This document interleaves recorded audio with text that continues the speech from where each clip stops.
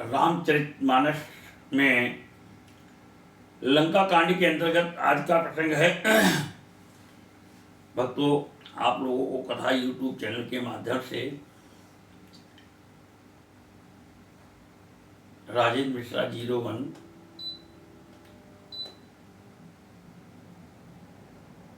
Subscribe करना है। कथा आपको आगे मिलती रहेगी बराबर। चूंकि अयोध्या कांड से वीडियो डालना शुरू किया है, बाल कांड में कुछ कारण था जिनके कारण वो कुछ अंश नहीं रिकॉर्ड हो पाए थे, जिसके कारण लंका कांड खत्म होने के बाद, उत्तराखंड खत्म होने के बाद बाल कांड भी फिर आगे से चला करके रिपीट कर दिया जाएगा। जो असुविधा हुई है उसके लिए भगवान श्री रामचंद्र जी से क्षमा प्रार्थी। तो कथा है,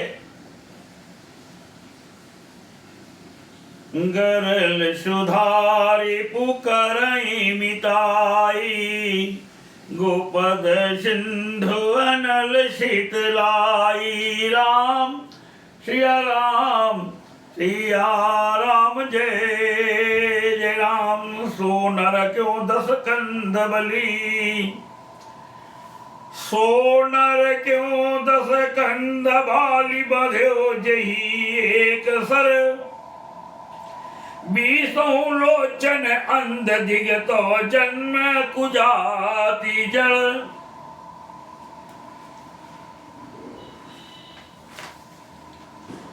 रे 10 कंध, जिसने एक ही बाण से बाली को मार डाला, वह मनुष्य कैसे है? अरे कुजाति, अरे जड़, 20 आंखें होने पर भी तू अंधा है।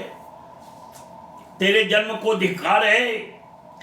तो सो नित की प्रासत सित राम सायक निकर, तजहु तो हित हितास कटु जलपक निशिचर अधम। श्री रामचंद्र जी के बाण समूह तेरे रक्त की प्यास से प्यासे हैं, यानी वे प्यासे ही रह जाएंगे इस डर से। अरे कड़वी बकवास करने वाले नीच राक्षस, मैं तुझे छोड़ता हूं। मैं तव दसन तोरी बेलायक, आय सुमोहि न दीन रघुनायक। असिरिस होती 10 मुख तोरों, लंका गही समुद्र मह बोरों। मैं तेरे दांत तोड़ने में समर्थ हूं, पर क्या करूं? श्री रघुनाथ जी ने मुझे आज्ञा नहीं दी है। ऐसा क्रोध आता है कि तेरे 10 मुंह तोड़ डालूं और यानी तेरी लंका को पकड़कर समुद्र में डुबा दूं। इतनी तो मेरे अंदर सामर्थ्य शक्ति है लंकेश। गूलरी फल समान तव लंका, बसहु मध्य तुम जंतु अशंका। मैं बानर फल खात न बारा, आय सुदीन न राम उदारा। तेरी लंका गूलर के समान है, और तू और तेरे लंका में जितने निवासी हैं वो गूलर के अंदर जो छोटे छोटे पादप कोण होते हैं, उस प्रकार के समान तू इस लंका में है। और मेरा तो प्रिय भोजन है फल, मैं तो खा सकता था, मगर भगवान राम का आदेश नहीं है। तो वानर श्रेष्ठ श्री अंगद जी कह रहे हैं, युवराज तेरी लंका गूलर के समान है, तुम सब कीड़े उसके भीतर यानी अज्ञानवश निडर होकर बस रहे हो। मैं बंदर हूं, मुझे इस फल को खाते क्या देर थी? पर उदार यानी कृपाल श्री रामचंद्र जी ने वैसी आज्ञा नहीं दी। जुगुति सुनत रावण मुसुकाई, मूढ़ सिखी कहे बात झुटाई। बाली न कबहु गाल असमारा, मिलित प्रसिन्न तय भय शील बारा। अंगद की युक्ति सुनकर रावण मुस्कुराया और बोला, अरे मूर्ख, बहुत झूठ बोलना तूने कहाँ से सीखा?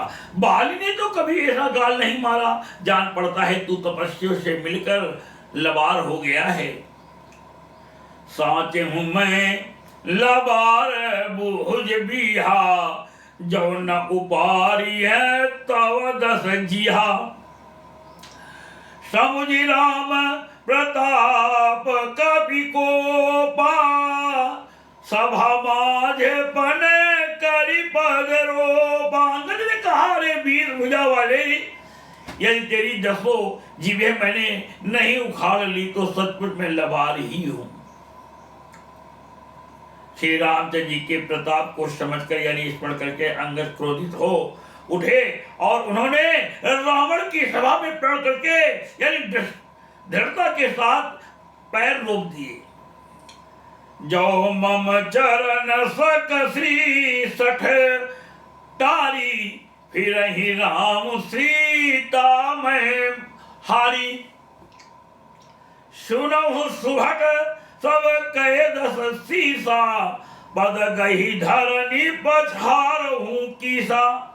यानी और अंगद जी ने कहा, अरे मूर्ख, यदि तू मेरा चरण हटा सके तो श्री राम जी लौट जाएंगे। मैं सीता जी को हार गया। रावण ने कहा, हे सब वीरों सुनो, पैर पकड़कर बंदर को पृथ्वी पर पछाड़ दो। इंद्रजीत अधिक बलवाना, हर्षि उठे जह तह भटनाना। झपट ही करी बल विपुल उपाई, पद नट रही बैठई सिरुनाई। इंद्रजीत यानी मेघनाथ आज अनेकों बलवान योद्धा जहां तहां से हर्षित होकर उठे। वे पूरे बल से बहुत उपाय करके झपटते हैं पर पैर टलता नहीं। तब सिर नीचा करके फिर अपने अपने स्थान पर जा बैठ जाते हैं। पुनि उठे झपट ही सुर आराती, डरहि न कीस चरण एहि भांति। पुरुष कुजोगी जिमि उर्गारी, मोह बिटप नहीं सकहि उपारी।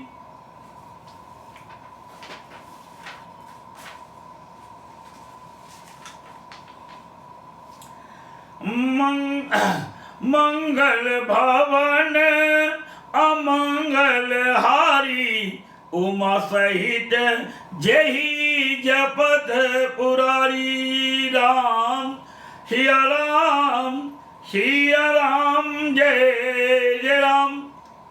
कहा गरुड़ जी कहते हैं पक्षी श्रेष्ठ गरुड़ जी से, हे गरुड़ जी, वे देवताओं के शत्रु यानी राक्षस फिर उठकर झपटते हैं, परंतु हे सर्पों के शत्रु गरुड़ जी, अंगद का चरण उनसे वैसे ही नहीं टलता जैसे कुयोगी यानी विषयी पुरुष मोह रूपी वृक्ष को नहीं उखाड़ सकते। कोटिन मेघनाद सम सुभट उठे हर्षाई, झपट ही टरे न कपि चरण पुनि बैठे सिर नाई। करोड़ों वीर योद्धा जो बल में मेघनाद के समान थे हर्षित होकर उठे।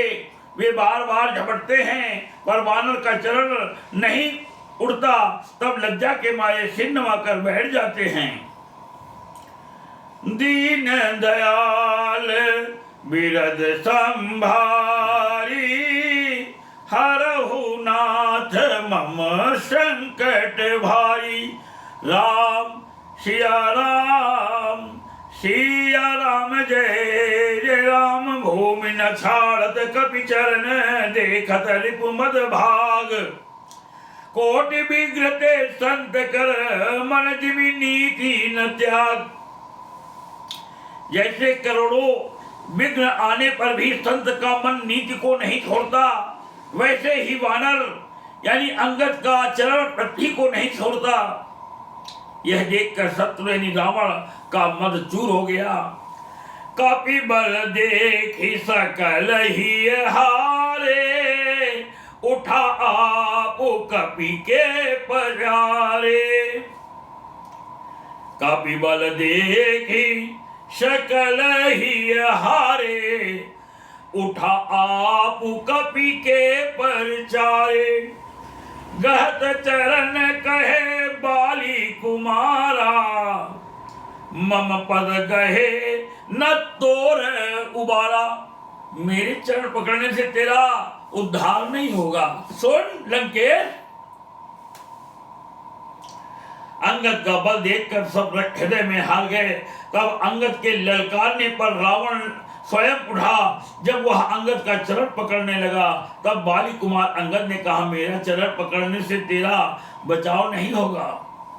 गह सिना राम चरण सठ जाई, सुनत फिरा मन अति सकुचाई। भयउ तेज हत श्रिय सब गई, मध्य दिवस जिमी शशि सोहई। अरे मूर्ख, तू जाकर श्री राम जी के चरण क्यों नहीं पकड़ता? यह सुनकर वह मन में बहुत ही सकुचा कर लौट गया। उसकी सारी श्री जाती रही। वह ऐसा तेजहीन हो गया जैसे मध्याह्न में चंद्रमा दिखाई देता है। आप लोगों ने कभी आसमान में दोपहर के समय भी देखा होगा तो चंद्रमा आपको दिखाई पड़ता, मगर उसका अंदर तेज नहीं रहता है। जितना वो सूर्य के आगे फीका पड़ जाता है। चंद्रमा तो रात में अंधेरे में ही चमकता है। सिंहासन बैठे उसी नाई, मानहु संपत्ति सकल गवाई। जगदात्मा प्राणपति रामा, ताशु विमुख किमि लह विश्रामा। वह सिर नीचा करके सिंहासन पर जा बैठा, मानो सारी संपत्ति गंवा कर बैठा हो। श्री राम जी जगत भर के आत्मा और प्राणों के स्वामी हैं, उनसे विमुख रहने वाला शांति कैसे पा सकता है? जिसके अंदर राम नाम की छवि का, दो नाम का अक्षर, दो पहरेदार हैं। राम नाम के दो अक्षर तुम्हारे शरीर की रक्षा करने वाले दो पहरेदार हैं। वो जब तक तुम्हारे हृदय के अंदर नहीं आते हैं तब तुम्हारा शांति मन कहां से होगा? राक्षस तो प्रवेश करेंगे, दुष्ट ग्रह प्रवेश करेंगे। राम नाम की जीभ से एक बार तो अपने अंदर राम नाम का केवल लिखा हुआ शब्द अपने हृदय में उतार ले, देखना तेरे सारे पाप ग्रह अपने आप शांत हो जाएंगे। उमा राम की भ्रकुटी विलासा, हो ही विश्व पुनि पावई नशा। तन ते कुलिस तन करई, ताशु दूत पन कहूं की मिटरई। यानी शिव जी कहते हैं, हे उमा, जिन श्री रामचंद्र जी के भ्रु विलास यानी भाव के इशारे से विश्व उत्पन्न होता है और फिर नाश को प्राप्त होता है, जो तृण को वज्र और वज्र को तृण बना देते हैं, यानी अत्यंत निर्बल को महान बल प्रबल और महान प्रबल को अत्यंत निर्बल कर देते हैं, उनके दूत का प्रण कहो कैसे टल सकता है? आप मुझसे लीजिए, मुझसे ज्यादा कोई पाप की आदमी नहीं होगा। आज राम जी की कृपा है जो मानस के शब्दों को पढ़ करके आप तक पहुंचा रहा हूं। इतनी बड़ी कृपा कहां पर मिल सकती है किसी को?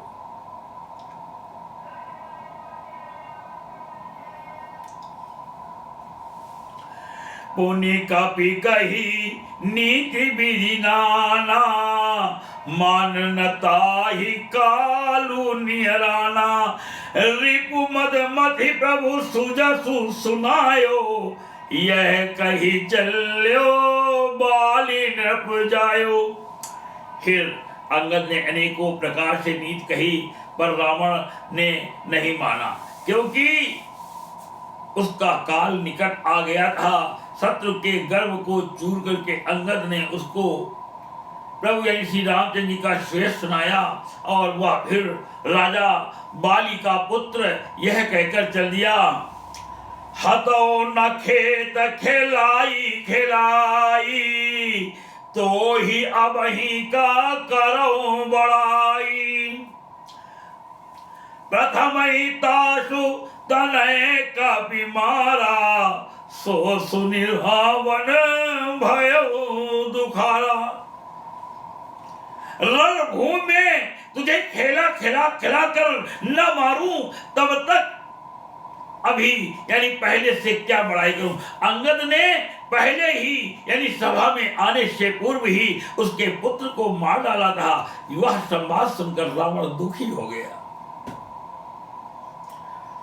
जातुधान अंगद पन देखी, भय व्याकुल सब भय विषेखी। जातुधान यानी रावण के वंशज में जितने राक्षस थे सबको जातुधान ही कहा जाता है। जातुधान अंगद पर देखी, भय व्याकुल सब भय विषेखी। यहाँ पर अंगद का प्रण यानी सफल देखकर सब राक्षस भय से अत्यंत ही व्याकुल हो गए। इस विश्वभरण पोषण कर जोई, ताकर नाम भरत से होई। राम सिया राम जय जय राम। रिपुबल धरसि हरसि कपि, बाली तनय बल पुंज, पुलक शरीर नयन जल गए राम पद कंज। शत्रु के बल का मर्दन कर बल की राशि बाली पुत्र अंगद जी ने हर्षित होकर आकर श्री रामचंद्र जी के चरण कमल पकड़ लिए। उनका शरीर पुलकित है और नेत्रों में यानी आनंद अश्रुओं का जल भरा है। कृष्ण सिय शक्ति असीस हमारी, पूजी ही मन कामना तुम्हारी। राम सिया राम जय जय राम। साँझ जानि दस कंदर, भवन गयो बिल खाही। मंदोदरी रावण ही बहुरी कहा समुझाई। संध्या हो गई। जानकर दस्तग्रीव लगता हुआ यानी उदास होकर महल में गया।